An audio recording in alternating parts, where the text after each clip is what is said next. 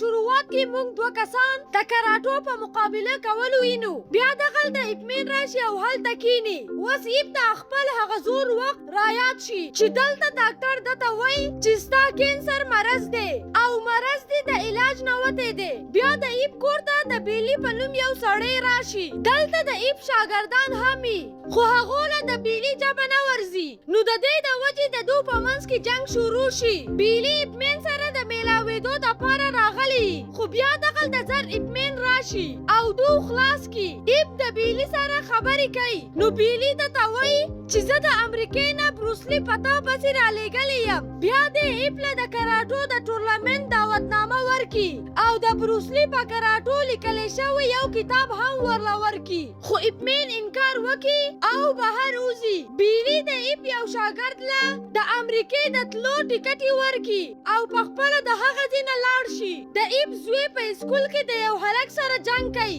او بیا په جنګ کې د ایب زوی لږ ډېر خوږ شوی نو دی په هسپتال کې.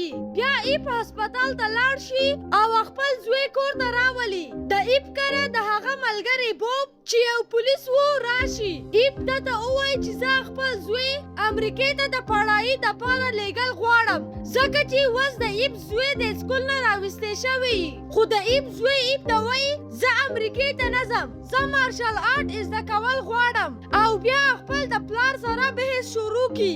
نو ایب هغه له څپېړه ورکي. نو ایب فیصله وکي چې خپل زوی له به د امریکې په سکول کې داخله وکي. ایب خپل د کور چابیانې خپل ملګري له ورکي او په خپله امریکې ته لاړ شي. په ایرپورټ کې په ایب پسې د خان په نوم یو کس راشي. هغه ایب چاینا ټاون ته چې په امریکې کې د چینایانو خلکو یو ځای هلته یې بوزي. دلته د ایب ملاقات د کانګفو ماسټرانو سره وشي. چینایان په امریکا کې خپل د خلکو مدد کوي او دا ځای د چینایانو اسوسییشن په نوم یادېږي. دو خلکو ته د چاینا کلچر زده کوي. نو ځکه ایب په امریکا کې په چینایي اسکول کې خپل زوی له داخله اخیستل غواړي او د دې دپاره ایب له د چین د اسوسییشن د مشر نه اجازتنامه اخیستل پکاري. نو ځکه دې دلته د مشر سره د میلاوېدو دپاره راغلی. د دې نه مخکې چې ایب دو ته د خپل راتلو وجه ووایي نو ماسټر وانګ دته ډایرکټ د بروسلی په باره کې شروع کی او ورته وایي ستا یو شاګرد بروسلی ډېر مشهور شوی دی او په مارشل آرټ یو کتاب هم لیکلی دی چې په انګلیش ژبه کې دی. دی د امریکې خلکو ته کراټې زده کوي. نو کیدی شي دا خلک په مستقبل کې زموږ دپاره دشمنان جوړ شي. نو ایب له د ماسټر په دې خبرو قار ورشي او د شیشې میز د ماسټر طرف ته ټیل وهي. خو ماسټر چې په خپله هم په مارشل آرټ کې ډېر ماهر یي نو واپس میز ایب طرف ته ټیل وهي. نو د دې د وجې میز مات شي. بیا ایب د هغه ځای نه پاسي او خپلې کمرې ته لاړ شي. دلته دی خپل زوی ته فون وکي. نو د هغه زوی د سره خبرې ونه کي. وانګ خپلې لور یونا ته د کونګفو چل زده کوي خو د دې په کونګفو کې څه شوق نه وي خو دا د ډانس یوه لیډره جوړېدل غواړي. بله ورځ خان ایب خپل یو ملګري سره میلاو کی چې د ایب د زوی د داخلې دپاره څه ضروري کاغذونه جوړ کي. خو د خان ملګری د کاغذونو جوړولو نه انکار وکي. دغه شپه ایب د بروسلی د کراټو د لیدلو دپاره لاړ شي. نو هلته بروسلی خپل استاد ایب ویني او ډېر خوشحاله شي.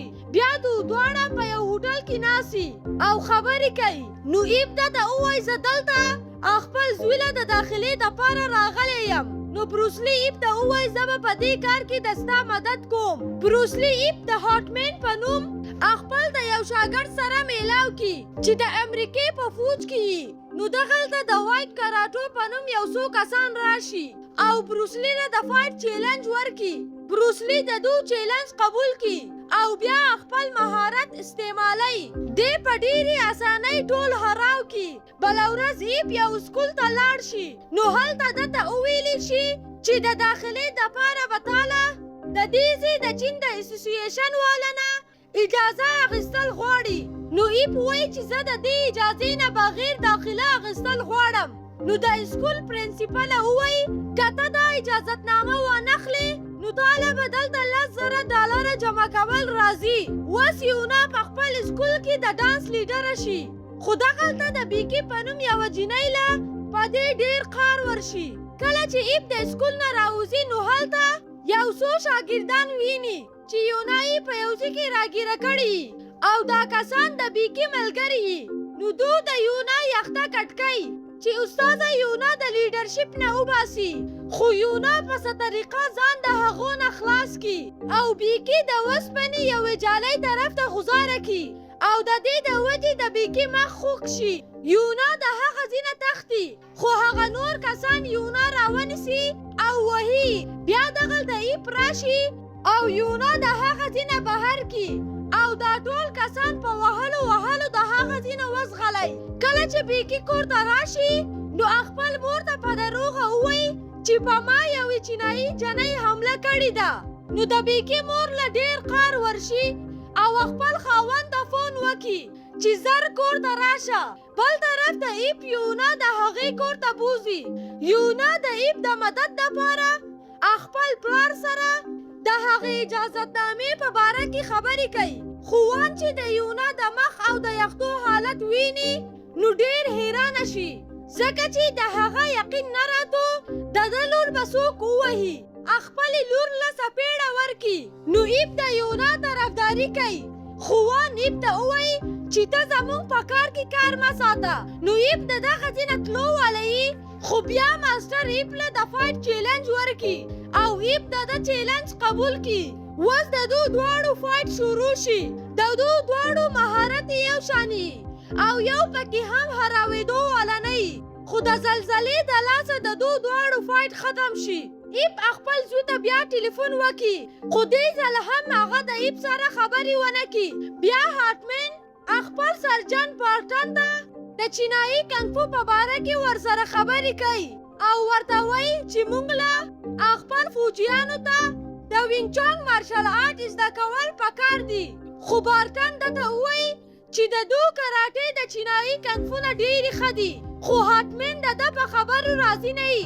نو ځکه بارټن هارټمن ته د کولین په نوم د یو فایټر سره د مقابلې دپاره ووایي، کم چې د هغه ځای خلکو ته کراټې زده کوي. بیا د هارټمن او د کولین مقابله وي. هارټمن په ډېرې ښکلې طریقې فایټ کوي، خو بیا هم هارټمن د کولین نه مقابله ونه ګټي. بل طرف ته یونا یوه نقلي اجازتنامه ایپ له راوړي، خو ایپ هغه وانخلي او یونا ته وایي تر څو چې ستا پلار پخپله اجازتنامه را نکړي نو داسې پټه اجازتنامه زما نه ده پکار. یونا ایپ د چینایانو په یو جشن کې دعوت کی. بله ورځ هارټمن خپل کمانډر ته چاینا د کونګ فو یوه ویډیو وښیي. نو د کمانډر دا کونګ فو ډېره خوښه شي او بارټن له حکم ورکړي چې دا کونګ فو زموږ فوجیانو ته زده کوي او کمانډر هارټمن له د چینایانو په جشن کې شاملېدو اجازه ورکړي.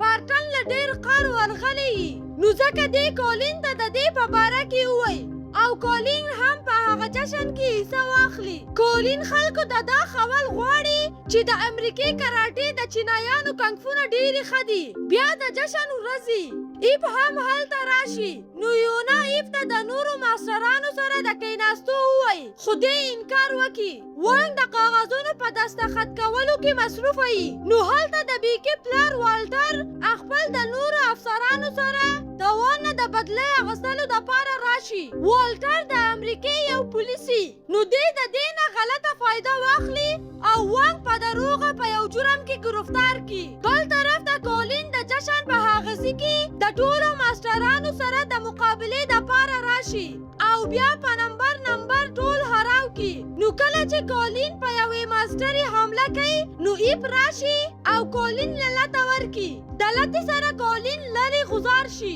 او بیا د دو فایټ شروع شي. خو لږ ساعت بعد ایپ کولین له شکست ورکړي او ټول خلک د ایپ په بهادورۍ ډېر خوشحاله شي. بیا دغلته د یونا تره راشي او هغې ته د هغې د پلار د ګرفتارولو په باره کې ووایي. نو ایپ هم د دو سره په وان پسې جیل ته لاړ شي. بل طرف ته بارټن د کولین د هراوېدو نه خبر شي، نو ډېر قهر ولور شي او چاینا ټاون ته په هغو پسې د وهلو دپاره لاړ شي. والټر په ماسټر وان په دروغه الزام لګوي چې تا د چین د خلکو په امریکا کې د اوسېدو دپاره نقلي کاغذونه جوړ کړي دي نو وان انکار وکي خو بیا هم والټر د هغه نورو ماسترانو د گرفتارولو حکم ورکي ایپ او یونا جیل ته راشي نو هلته بیلی ویني کم چې په ایپ پسې راغلی و بیلی دلته کار کوي دی ایپ د والټر د پلان نه خبر کی نو د یونا تره خپل یو ملګري ته ټلیفون وکي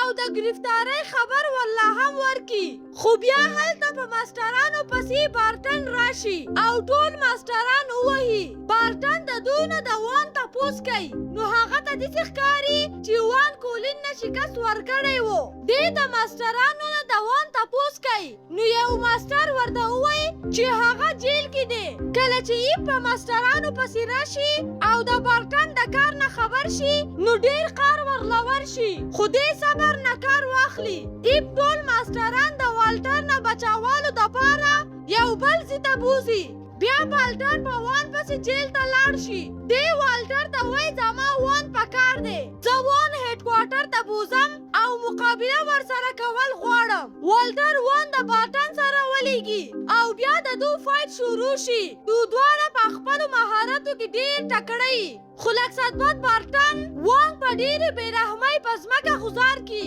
نو وانګ بېحاله شي ایپ بیا خپل زوی ته فون وکړي خو دې ځل هم هغه د ایپ سره خبرې کول نه غواړي نو ایپ خپل ملګري ته ووایي چې زما زوی زما د بیمارۍ نه خبر کا ځکه چې زما سره وخت کم دی د ایپ ملګری د ایپ زوی ته ډېر قار شي او د پلار د بیمارۍ نه خبر کی نو د ایپ زوی زر د هغه سره خبرې وکړي بیا ایپ خپل زوی نه معافي غواړي چې ما تا نه سپېړه درکړې وه او وایي زه دلته خپل کار زر خلاصوم او بیا راځم او کله چې راغلم تا ته به مارشل آرټ زده کوم دی خپل د پلار په بیمارۍ ډېر جاړي بله ورځ ایپ مین بارټن ته ووایي چې کالین ما وهلی و او ایپ بارټن د مقابلې دپاره چیلنج کی بیا د دو دواړو مقابله شروع شي بارټن په ډېر مهارت فایټ کوي ایپ د بیمارۍ د لاسه کمزوري شوي او زر زر وهل نشي کولی خو بیا هم هار نه مني او د بارټن په مرۍ غزار ورکي بارټن مقابله وبیري وس ماستر وان خشوي او د ایپ سره ملګری شي ایپ خپل زوی له د امریکې په اسکول کې داخله واخلي او بیا واپس خپل کور ته لاړ شي د ایپ زوی خپل د پلار په لیدو ډېر خوشحاله شي دی ایپ ته د مارشل آرټ د زده کولو ووایي ایپ دته د مارشل آرټ چل زده کوي لږ وخت بعد ایپ د دنیا نه لاړ شي بیا هلته بروسلی راشي او د ده په ټوټه سر ښکته کړي چې د چینایانو د عزت ورکولو یوه طریقه او دا کهاني همداسې ختمه شي که ستاسو دا ویډیو خوښه شوې وي ویډیو لایک کړئ چینل سبسکرایب کړئ او خپلو دوستانو سره یې شریکه کړئ د الله په امان